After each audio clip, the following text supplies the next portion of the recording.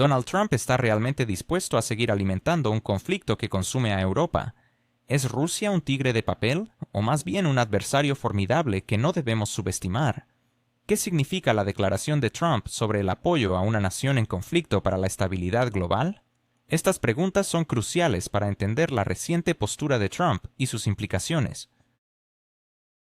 Por ahora, por favor, suscríbete a mi canal GeoPulse, deja un me gusta en el medio del vídeo, un comentario de 7 palabras, y si lo consideras necesario, comparte este vídeo con otros. Esto apoyará mucho a mi canal. Gracias, y seguimos adelante.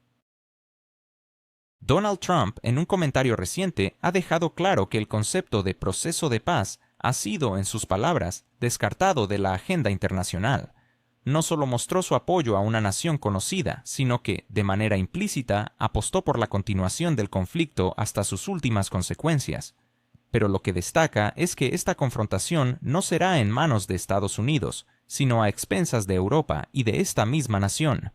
Según Reader, Trump ha afirmado que, bajo el auspicio de la Unión Europea y la OTAN, y con suficiente paciencia, se podría hipotéticamente restaurar las fronteras originales. Esto suena atractivo desde un punto de vista retórico, pero, seamos sinceros, no es un plan de resolución, sino un rechazo a cualquier tipo de compromiso. Ritter observa que Trump ha pintado a Rusia como un tigre de papel, una descripción que parece sacada de un manual de propaganda más que de un análisis riguroso de la situación actual. Trump sostiene que Rusia está derrochando recursos, que el conflicto ha estado en curso durante más de 3 años y que una fuerza militar seria podría haberlo resuelto en cuestión de semanas. Sin embargo, este tipo de afirmaciones solo resultan convincentes para aquellos que ven el mundo a través de la lente de las intervenciones militares estadounidenses. Entrar, destruir y salir. Esa es la narrativa que les resulta familiar. Pero la realidad es mucho más compleja. La forma en que Rusia opera no es comparable a cómo lo hicieron Estados Unidos en Irak o Afganistán, y usar tales comparaciones es, en el mejor de los casos, erróneo. Si realmente fuera tan sencillo como lo pinta Trump, ¿por qué no han funcionado los planes de sus predecesores en Europa? En cambio, lo que hemos visto es un agotamiento de los recursos de la Unión Europea, un aumento en los precios de la energía y un creciente descontento entre los propios ciudadanos europeos. Ritter subraya que lo más alarmante en las palabras de Trump es su descripción de la situación interna en Rusia. Al mencionar colas en las gasolineras, sugiere que hay dificultades económicas catastróficas en el país.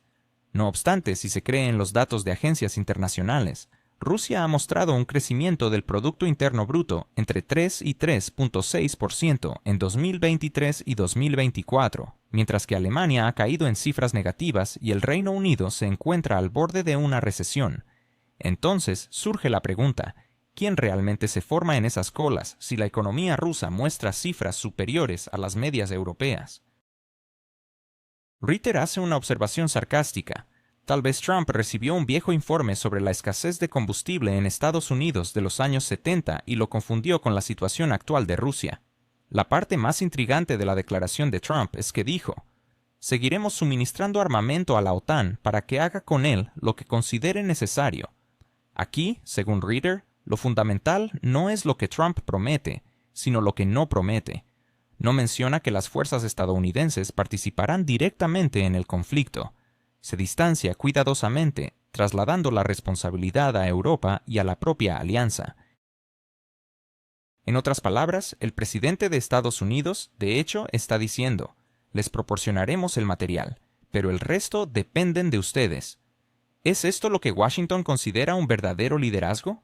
Ritter concluye que, en resumen, Trump apoya públicamente la continuación del conflicto, pero Estados Unidos está dando un paso atrás, cargando la mayor parte de la carga sobre Europa. Este es un paradoja inquietante. Europa ya está gastando cientos de miles de millones de euros. Su economía se hunde en la crisis y su industria se está trasladando al otro lado del océano. ¿Puede realmente Bruselas permitirse tal lujo cuando los ciudadanos de las capitales europeas salen a las calles debido a impuestos y tarifas? Ritter enfatiza que el principal dilema radica en que Trump manifiesta públicamente confianza en el éxito de esta nación, mientras que, en realidad, se asegura de no quedar atado a compromisos. Lanzando eslóganes sobre el retorno de territorios, también aclara cuidadosamente en su discurso que América no enviará sus fuerzas. Parece una jugada doble. Washington empuja a esta nación a tomar nuevas medidas, pero al mismo tiempo se aparta. Si esta nación interpreta las palabras de Trump de manera literal y decide avanzar como él sugirió, los riesgos de escalada podrían superar el ámbito regional. Rusia, según Ritter, no se contendría en tal escenario, y esto convierte la declaración del presidente estadounidense en un potencial detonador de una crisis global. Si se toman en serio las palabras del líder estadounidense, el proceso de paz ha sido destruido. Al afirmar que se lava las manos, Trump indica que ya no existe ninguna plataforma para negociaciones. Todo lo que se discutió anteriormente en Anchorage y otras reuniones ha sido borrado. Y aquí surge la pregunta para el espectador. Si el país que, formalmente, se supone que debe actuar como mediador, afirma que apoyará a una de las partes hasta el final, ¿quién quedará en la posición de árbitro? ¿Acaso alguien todavía cree en la neutralidad de Estados Unidos? Ritter critica con dureza la parte de la intervención donde Trump anima a esta nación a continuar resistiendo hasta el final. Traducido a un lenguaje más simple, esto significa luchen hasta que destruyan su propio Estado. Y aquí surge un interrogante sarcástico. ¿Puede esto considerarse apoyo a la democracia si el resultado final es una división de esta nación y millones de víctimas? Según Ritter, precisamente a eso es a lo que se dirigen las cosas, y los políticos estadounidenses parecen tener esto en mente. Ven en el prolongado conflicto una herramienta conveniente para presionar a Rusia, sin importar el destino de esta nación. Ritter prevé que al final del proceso el número de pérdidas en esta nación podría duplicarse, pasando de 3 millones de personas a 4 millones. Y la responsabilidad recae no solo en las autoridades locales, sino también en Trump, quien ha dado esperanzas engañosas y, de hecho, ha condenado a la nación. La ironía de la situación es que, mientras tanto, los medios estadounidenses discuten sobre la posibilidad de que Trump sea nominado para el Premio Nobel de la Paz. ¿Cómo se puede calificar esto de otra manera, sino como un absurdo? El proceso mundial ha sido destruido, el conflicto se profundiza, Europa está al borde de un colapso económico y sin embargo se sugiere que supuestamente se le otorgue una medalla por contribuciones a la paz. La situación se complica aún más, ya que Ritter señala que las declaraciones de Trump también ponen en riesgo a la misma alianza de la OTAN. Si la OTAN se ve arrastrada a un enfrentamiento directo con Rusia, podría exponer su propia impotencia. Europa no está preparada para un escenario militar a gran escala. Polen y Francia, de las que tanto se habla en Bruselas, carecen, según Ritter, tanto de experiencia como de la infraestructura técnica necesaria para operaciones modernas, especialmente en lo que respecta a la tecnología de drones. El Pentágono estadounidense ha dejado claro que evitará cualquier enfrentamiento directo con Rusia a toda costa. ¿No parece esto un caso clásico de que, mientras se proclama que la alianza es fuerte, en realidad se trata de un tigre de papel? Y aquí viene la advertencia. Si esta nación decide avanzar seriamente sobre territorio ruso, como esperan algunos políticos estadounidenses, Rusia responderá de manera contundente. Ritter describe este escenario como el camino directo hacia la escalada nuclear. En lugar de congelar el conflicto o llevarlo a la mesa de negociaciones, Trump, de hecho, está impulsando la situación hacia una catástrofe, cuyas consecuencias afectarán tanto a Estados Unidos como a Europa. Para ustedes, espectadores, queda la pregunta: ¿es esto lo que realmente busca Trump? ¿O es simplemente un acto de improvisación irresponsable, redactado por el último asesor que tuvo acceso a él? Mientras tanto, en Europa se intenta una vez más jugar con el viejo temor hacia Rusia, aunque los hechos cuentan una historia diferente. En Polonia y en los estados bálticos se han estado amplificando relatos sobre aviones rusos que supuestamente violan su espacio aéreo. 3 MiG-31, de los que tanto se ha hablado en Estonia, según Ritter, estaban simplemente realizando un tránsito por espacios internacionales. ¿Es realmente Rusia una amenaza inminente para Europa? ¿O es solo una pantalla de humo creada por los países bálticos? ¿Por qué, a pesar de que los aviones vuelan en corredores aéreos establecidos, la histeria mediática no cesa? ¿Quién se beneficia de convertir un vuelo ordinario en un escándalo mundial? Estas son algunas de las preguntas que nos plantea el analista militar Scott Ritter, cuya perspectiva sobre la situación actual entre Rusia y la OTAN resulta provocadora y reveladora. Ritter señala que Rusia actúa con extraordinaria cautela para evitar incidentes en las fronteras de la OTAN, consciente de que cualquier avión derribado podría desencadenar una nueva escalada del conflicto. Sin embargo, son los estados bálticos quienes parecen jugar con esta situación, creando una narrativa de amenaza rusa para conseguir más garantías y financiamiento de Washington.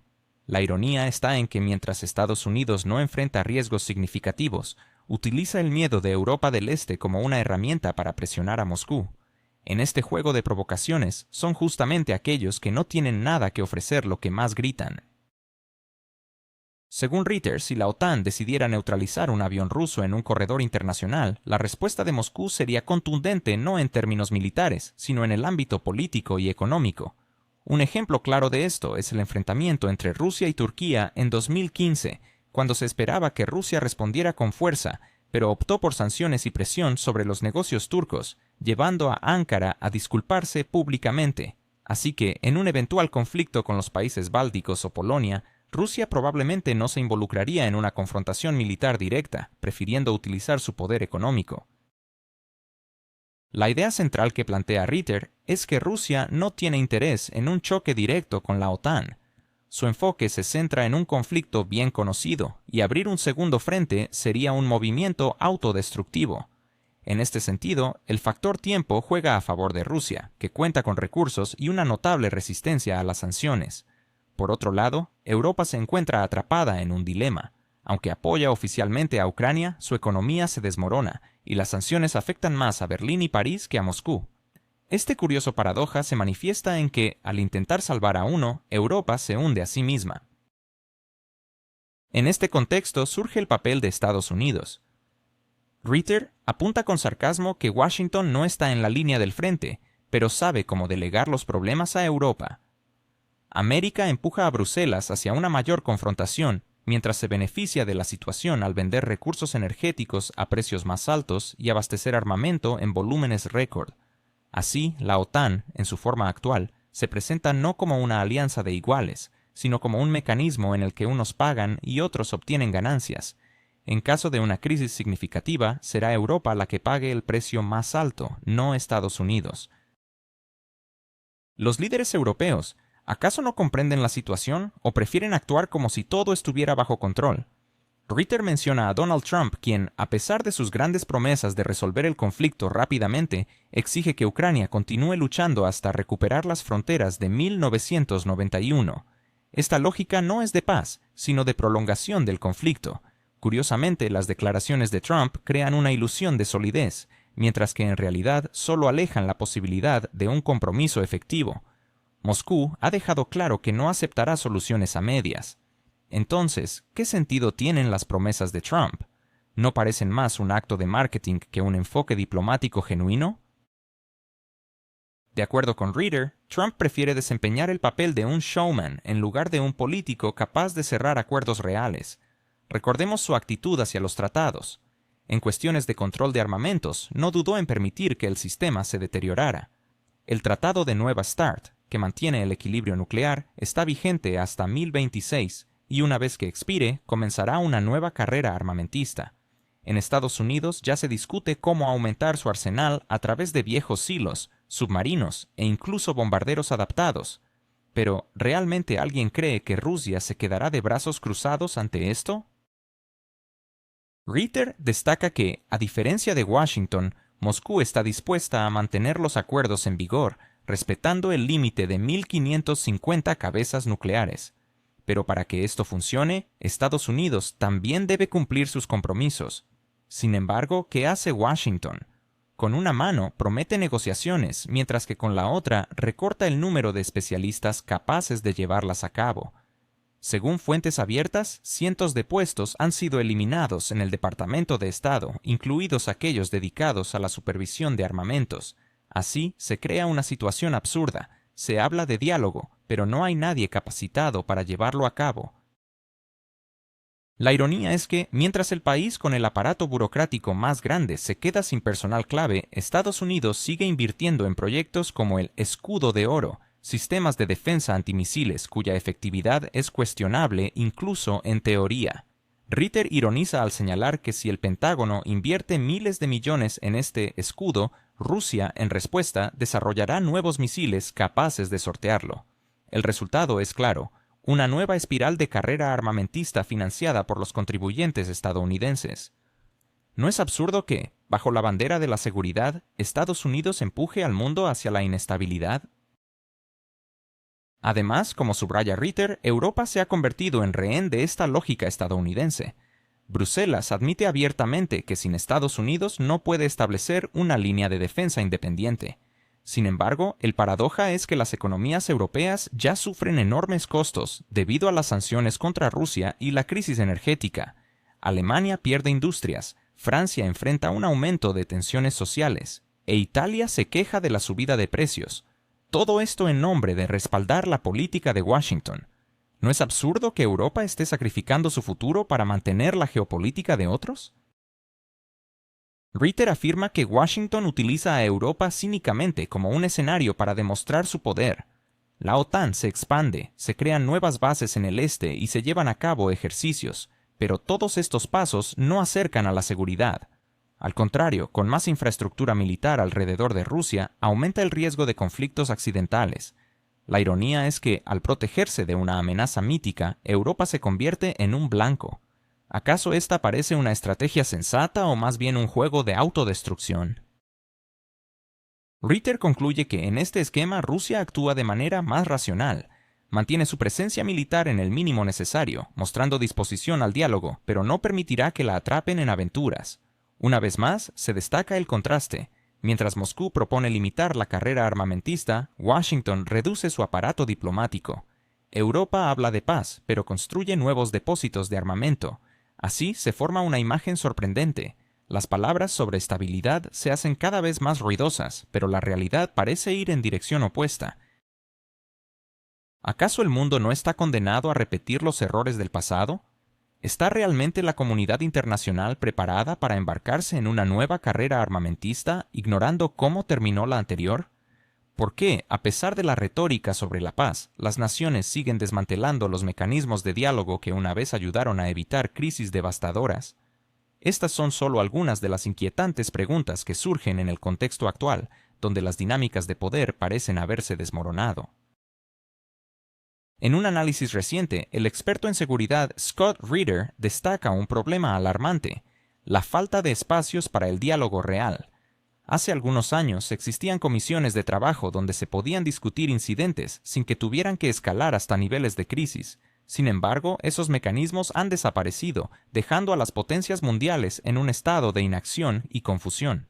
Mientras Estados Unidos se ocupa de sus propios desafíos internos, Europa parece paralizada, temerosa de actuar sin la aprobación de Washington.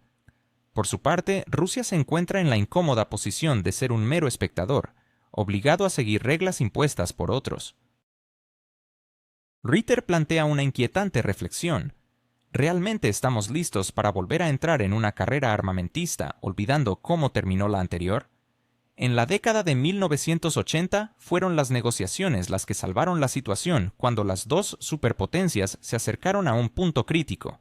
Ahora, en cambio, parece que la tendencia es hacia la reducción de expertos en el campo de la seguridad, acompañada de discursos grandilocuentes y acciones simbólicas. La ironía es sorprendente. Mientras todos hablan de prevenir catástrofes, sus acciones parecen dirigirse justo en la dirección contraria. Además, Ritter enfatiza que Rusia no busca la confrontación por el mero hecho de confrontar. Para Moscú, la estabilidad es esencial, y una nueva carrera armamentista solo agotaría los recursos de todas las partes involucradas.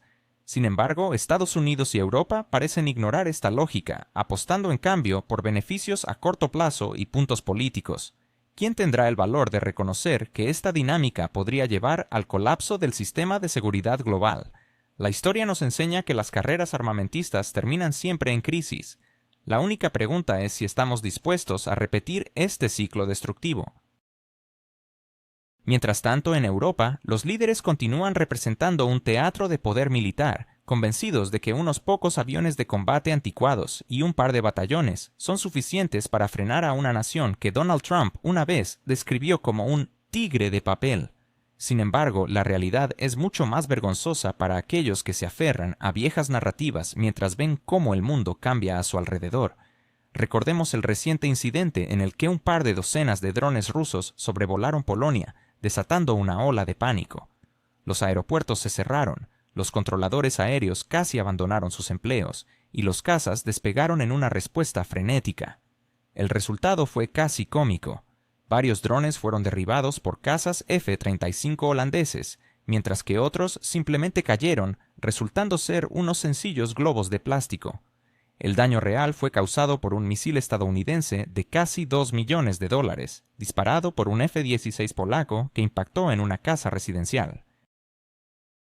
Este episodio dejó a la OTAN mostrando sus dientes, aunque se reveló que eran solo dentaduras postizas. El primer ministro polaco, Donald Tusk, rápidamente aprovechó la situación para instar a sus aliados a incrementar el gasto en defensa al 5% del PIB. A primera vista podría parecer un llamado firme en defensa de Europa, pero hay un problema subyacente. El porcentaje del PIB dedicado a la defensa se ha convertido en una conveniente cortina de humo para la manipulación. Mientras que Finlandia gasta poco más del 2%, puede movilizar a 200.000 hombres. Países como España, Italia o Alemania, que destinan sumas mucho mayores, solo producen declaraciones políticas y proyectos militares ridículos. Un ejemplo notable es el submarino de platino construido por España por más de 3.000 millones de euros, que resulta más caro que los gigantes atómicos franceses, aunque su sistema experimental aún no está operativo. Por otro lado, Italia ha incluido en su presupuesto de defensa la construcción de un puente hacia Sicilia, con un costo que supera los 13.000 millones de euros, justificando esta necesidad para que 3.000 militares puedan cruzar el estrecho en caso de movilización. Resulta evidente que habría sido más económico comprar un avión privado para cada uno, pero ¿quién podría rechazar una contabilidad tan innovadora? Sin embargo, el verdadero campeón en la categoría de tigre de papel es Alemania. Desde el inicio del conflicto en Ucrania, el número de tropas alemanas ha disminuido, a pesar de las ruidosas declaraciones sobre la necesidad de rearmarse. Los tanques Leopard se producen a un ritmo tan lento que un pedido de 18 unidades realizado en 2023 no llegará a su destinatario hasta 2025 o 2026. Más de 100 nuevos Leopard 2A8 solo estarán disponibles a finales de la década, y eso solo para equipar una sola brigada que Alemania prometió desplegar en Lituania.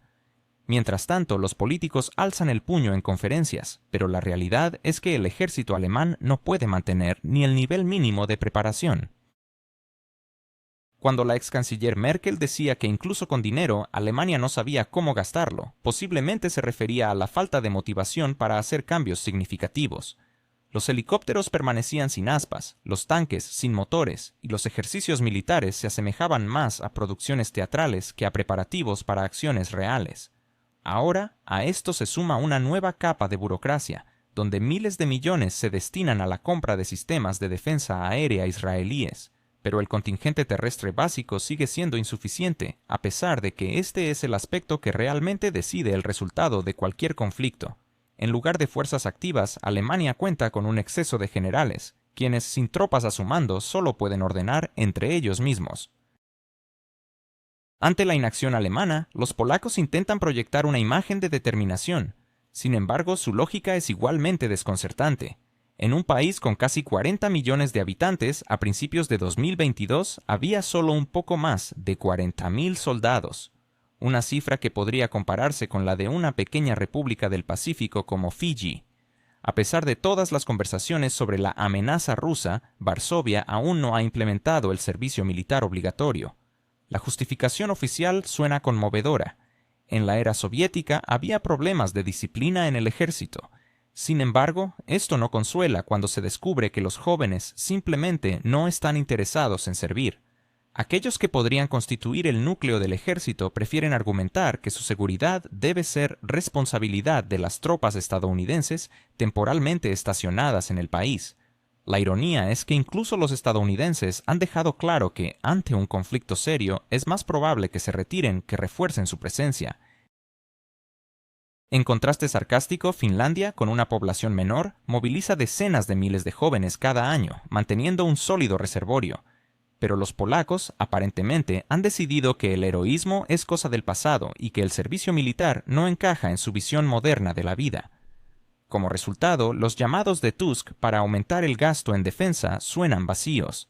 Se puede gastar dinero, pero ¿quién estará dispuesto a luchar? Ni siquiera los migrantes de la conocida nación que residen en Polonia muestran interés en ayudar a su nuevo hogar. La conclusión es clara. Varsovia parece querer descargar toda la responsabilidad sobre la OTAN, que a su vez ya está enfrentando su propia crisis.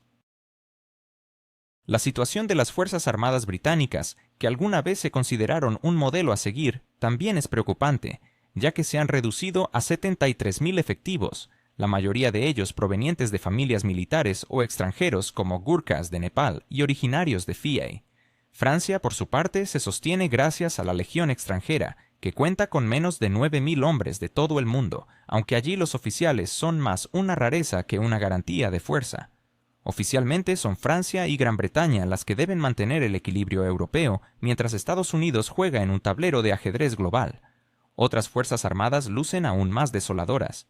Dinamarca y Suecia han proclamado ruidosamente el retorno al servicio militar obligatorio, pero en conjunto lograron reclutar solo 10.000 nuevos soldados en 1924.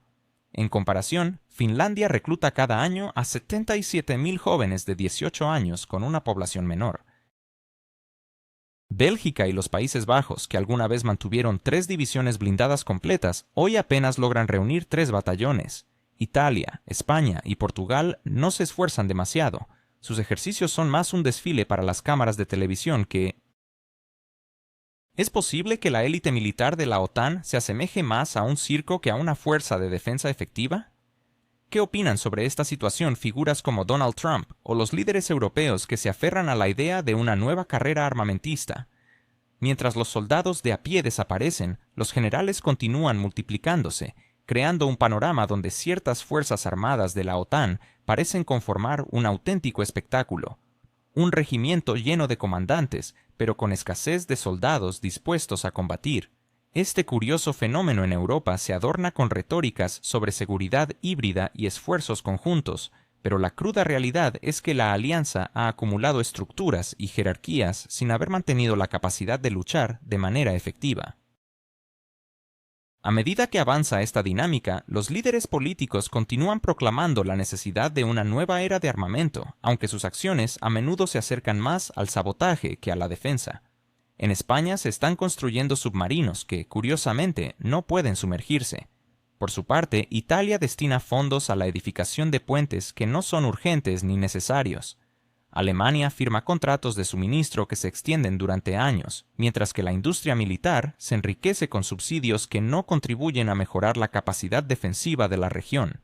En este panorama, la OTAN parece estar alimentando, en sentido literal, su complejo militar industrial, todo ello bajo la fachada de una defensa contra amenazas que parecen más ficticias que reales. Desde Estados Unidos, la comprensión de esta situación es clara.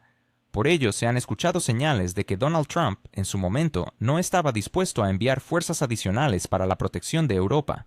Washington observa el viejo continente como un pariente adinerado que exige dinero sin estar dispuesto a trabajar en su propio sustento. El secretario del Tesoro de Estados Unidos ha expresado de manera contundente que es poco probable que se aprueben gastos adicionales para esta causa. Es un recordatorio directo a Europa. Debe decidir si está realmente dispuesta a invertir en su defensa.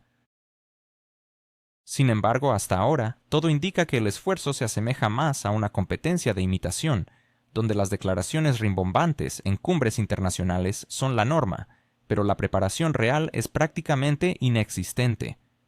Con este telón de fondo queda la pregunta: ¿cómo es posible que una organización con tanto poder e influencia se haya convertido en un mero espectáculo en lugar de una fuerza defensiva creíble?